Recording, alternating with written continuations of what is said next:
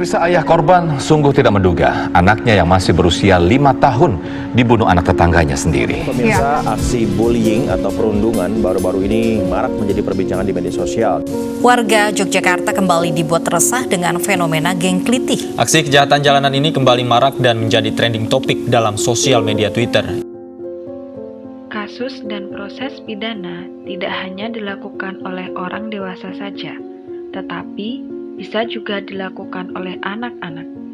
Kasus yang terjadi pun beragam, seperti penyalahgunaan obat-obatan terlarang, pencurian, kekerasan, dan sebagainya.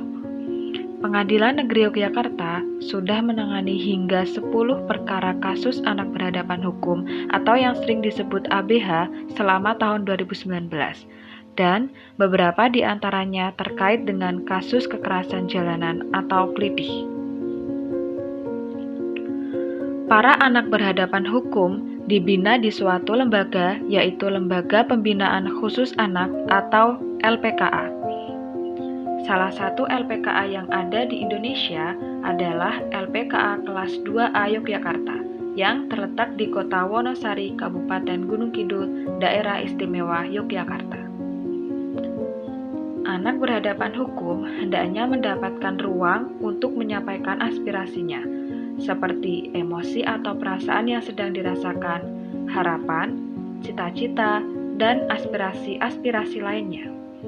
Hal ini sejalan dengan Undang-Undang Nomor 35 Tahun 2014 tentang perubahan atas Undang-Undang Nomor 23 Tahun 2002 tentang perlindungan anak yang menegaskan bahwa setiap anak berhak menyatakan dan didengar pendapatnya, menerima, mencari, dan memberikan informasi.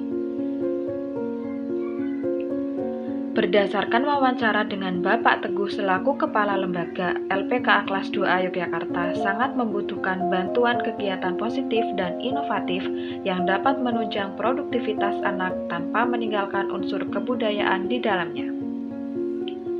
Berdasarkan permasalahan tersebut, tim pengabdi bersama mitra menyusun program pengabdian yang kami beri nama Tanpa Batas, Batik sebagai penyalur aspirasi anak berhadapan hukum di LPKA Kelas 2A Yogyakarta.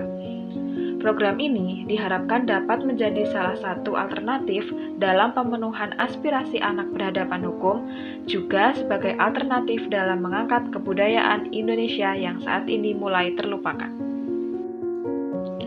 Metode pelaksanaan.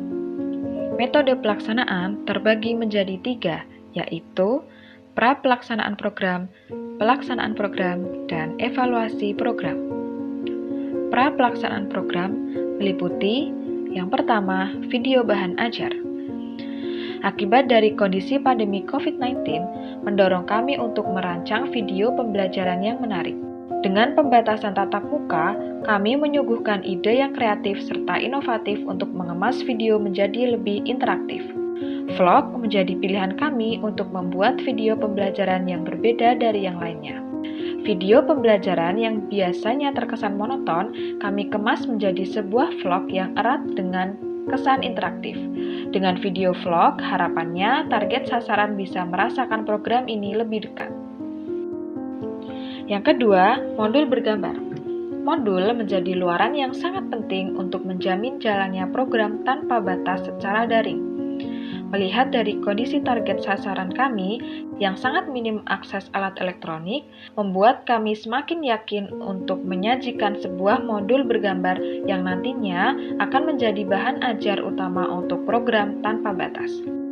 Anak-anak yang notabene masih aktif untuk bermain dan cenderung malas untuk membaca, menjadi alasan kami untuk menyuguhkan solusi berupa modul bergambar ini. Berbekal anggota tim yang mahir dan kompeten dalam pembuatan gambar, mendorong kami untuk membuat bahan ajar yang berbeda. Komik menjadi pilihan kami untuk menjamin modul ini tidak monoton dibaca oleh target sasaran, yaitu anak berhadapan hukum. Kami tidak hanya sekedar menampilkan tata cara semata, namun kami kemas dengan apik melalui alur cerita singkat komik bergambar.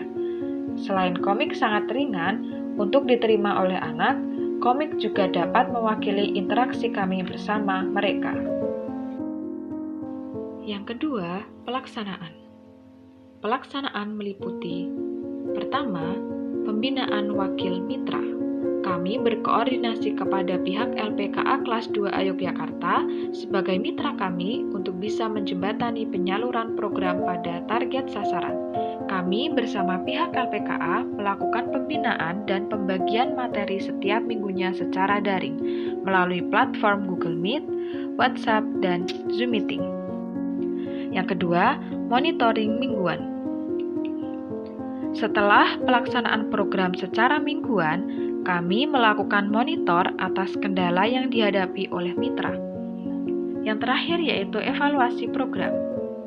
Evaluasi program bertujuan untuk menilai secara lebih lanjut keberhasilan program tanpa batas. Evaluasi akan diadakan pada akhir program dengan melibatkan seluruh anggota tim, dosen pendamping, dan mitra. Evaluasi ini meliputi bahan ajar dan pelaksanaan program. Evaluasi dilakukan secara daring menggunakan platform seperti Google Meet dan Zoom Meeting. Evaluasi ini juga mempertimbangkan apakah program tanpa batas bisa dilaksanakan secara berkelanjutan.